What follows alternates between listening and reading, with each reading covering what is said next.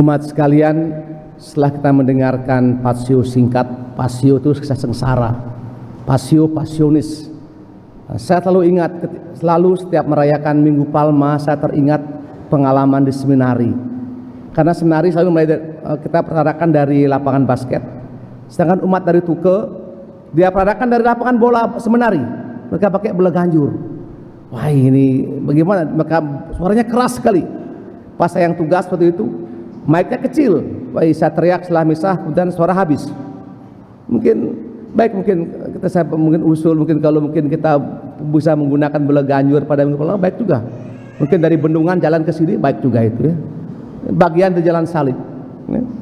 Apa yang menarik dalam kisah pasio ini, pada bagian yang terakhir, bahwa para penjahat, para tentara mengakui Yesus sebagai putra Allah justru ketika ia digantung di salib.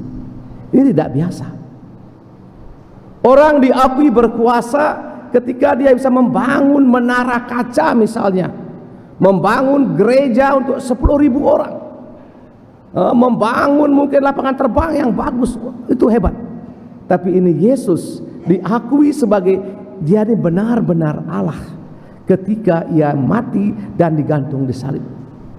Apa artinya Bapak sekalian? Kenapa sekarang kita semua menggunakan salib, tanda salib? Salibnya besar-besar, ada yang kecil, ada yang dari emas, ada yang mungkin dari kayu, ada yang mungkin dari intan semua. Apakah kita pernah menyadari bagaimana awal mula salib dikenalkan? Kenapa Yesus disalib? Bukan ditusuk dengan pedang, bukan ditebas. Kalau kita baca kitab suci dalam sejarah keselamatan, salib adalah tanda penghinaan.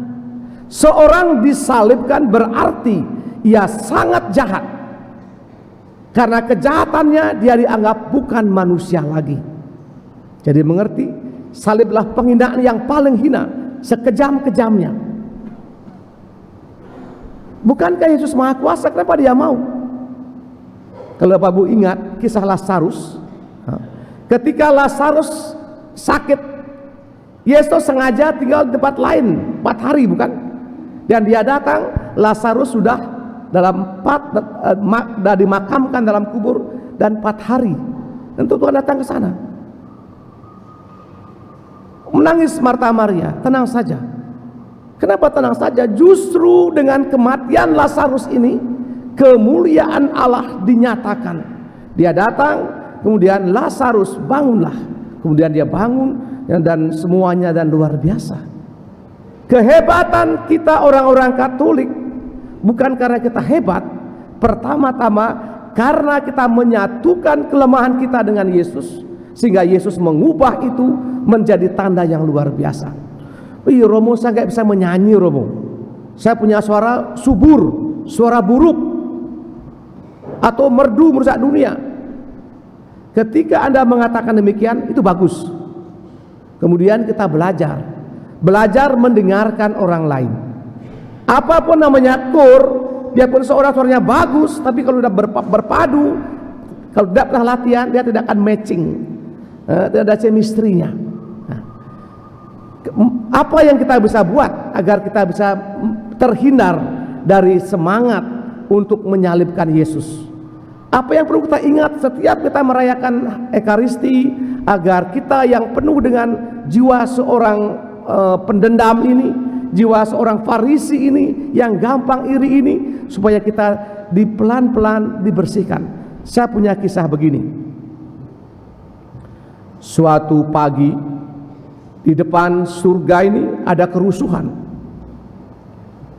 Ada 50 setan demonstrasi. Dia teriak-teriak. Akhirnya Yesus keluar. Kenapa kalian para setan? Ramai sekali, kamu laparkah? Bukan Tuhan, kami ini jengkel sama manusia ini. Kenapa kamu jengkel? Kami ber-50 sepakat, sudah tekan kontrak semuanya, bahwa kami ingin berhenti menjadi setan. Kenapa begitu? Karena tugas-tugas kami sebagai setan Semua sudah diambil alih oleh manusia.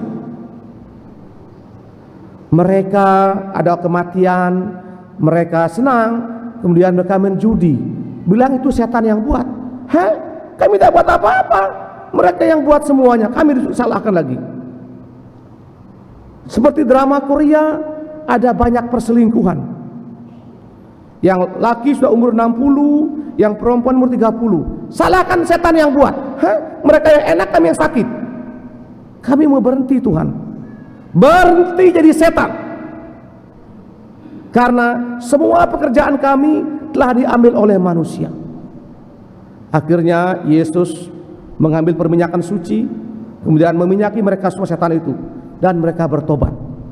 Sehingga namanya Komang, namanya Yonce, namanya Dawiyu. Kira seperti itu sekalian. Dan kerap kali sadar dan tidak sadar kita mengambil sikap setan. Mungkin ya kita buat seperti apa yang kita omongkan tadi, dan itulah sebenarnya penyaliban Yesus dalam hidup yang nyata. Mungkin ada teman yang latihan kur bagus, ada yang komentar, nah kalau tinggal manis saja ya luwungkur nih, yang sering luwung kalau kedek nanti ke kuburan gitu ya. Baik, bagus itu. Besok mati yo, dipanggil Tuhan stroke. Kenapa? Bapak Ibu sekalian, ketika kita memikirkan kejahatan yang dan dibiarkan begitu, maka kita ambil bagian dan termasuk orang yang berteriak-teriak salibkan Yesus. Saya sebagai imam, ya mungkin saya agak saklek sedikit soal waktu, soal perlengkapan semua. Mungkin ada juga, mungkin ya saya nggak tahu. Saya pikir karena kita merayakan Ekaristi, maka semua mesti dipersiapkan dengan bagus ya, dengan enak. Dah bas bekelum, intinya gitu aja. Yang bas bekelum misalnya sampai 5 jam bisa. Mungkin kalau udah pingsan semua, saya bersalah semua bukan? Pasti belum makan kan, kita belum makan semua. Oleh karena itu, semoga dengan jalan salib ini, dengan pasu tadi ini, kita mendengar bagaimana Yesus diakui. Bahwa kehebatan seorang Katolik kalau dia mampu mengubah salib, penderitaan, kecemasan, ketidakmampuan menjadi pelan-pelan dan bisa. Anak-anak SMP mungkin yang mungkin naik motor kebut-kebutan, mungkin karena sapaan gurunya yang luar biasa, kemudian ada pertobatan dan mereka orang yang hebat semuanya. Dan kita orang tua merasa bangga, harusnya bangga kalau ada guru yang menegur anak kita, atau mungkin ada romo yang anak kita. Jangan justru marah. Nah, seteleng guru nenek rago sing ngapa anak rago nih. Itulah jiwa Lucifer. Sehingga para guru jangan sungkan-sungkan memberitahu, menegur anak-anak yang mungkin sudah blok, bengkung, sehingga diorahin. Ya mungkin perlu diberikan SP1. Kamu diskor seminggu udah selesai sekolah, 2 minggu, 3 itu dikeluarkan. Saya kira kita mesti konsisten dengan iman Katolik itu. Yesus disalibkan buat ada kejahatan, ada perbuatan baik. Kalau ada misalnya ketua lingkungan yang saklek, yang tertib, pasti orang ada yang suka, tapi ada yang tidak suka, itu biasa. Kalau di prosentasi yang suka mungkin 80%, yang suka 20%, itu biasa. Lihat Yesus bukan? Kalau Anda konsisten dengan Yesus, berarti perbuatlah baik, tertib. Kalau jam 7 kur, artinya jam 7 kurang 10 sudah standby. Dulu ada orang bilang olahraga mulut, lalilu lelo, itu lagunya kan begitu kan. Naik jadi supaya mulut itu lemas sedikit. Kalau langsung menyanyi Bapak sekalian, kita punya mulutnya kaku. Baca re, kita baca mi. Kenapa perlu ada pemanasan sedikit? Nah itu yang pernah ke PML Jogja sih tahu tuh bagaimana caranya latihan kur. Bukan negak langsung kur, tidak bisa begitu. Inilah bagian-bagian semua bahwa kita menghindarkan diri dari semangat orang-orang Farisi, orang zaman Yesus yang mungkin saya dan Anda. Sehingga nanti mudah-mudahan saya minta maaf ini setelah misa ini, kemudian semua Lucifer di Palasari ini dan dia bertobat semua. Datang ke rumah Komang, saya berikan perminyakan suci dan komuni suci, sehingga dia tidak jadi orang baik semuanya. Semoga kita dihiburkan dan dikuatkan senantiasa untuk menjadi orang baik. Tanpa kebaikan berarti tidak ada Allah. Karena saya percaya ketika Anda berbuat baik, berkata baik, berpikir baik, meski mungkin dengan cara yang mungkin agak ekstrem sedikit, dengan saklek sedikit, saya percaya Tuhan hadir di situ. Bukankah Yesus memarahi Petrus? Dibilang apa Petrus itu? Dasar ular beludak. Atau apa lagi? Atau orang Farisi, kau macam kuburan. Sarkastis. Tapi justru disitulah kemuliaan Tuhan nyata. Tidak membiarkan hal yang tidak baik terjadi. Misalnya dengan misdinar, saya paling nggak suka dah misdinar, ketawa-ketawa, cengar-cengir itu saya bagaimana gitu. Ini kita macam main-main begitu. Kita sudah pakai baju misdinar, sudah pakai tenang, senyum ya, senyum sedikit ya. Semoga dengan demikian Minggu Palma ini dan Bapak Ibu sekalian, daun palem itu diberkati. Nanti jangan dibuang-buang. Anda bawa ke rumah, Anda ikat, Anda simpan di salib dan sebagainya. Jangan dibuang-buang, nanti kasih babi makan, kurang baik. Ini kalau barang diberkati, itu artinya kalau Anda sudah kering, Anda bisa bakar. Anda bisa bakar, mungkin taburkan di pohon duren, taburkan juga di kepala kita supaya kita dikuduskan oleh palem itu. Kita mohonkan semangat ini dalam misa pada pagi ini. Amin.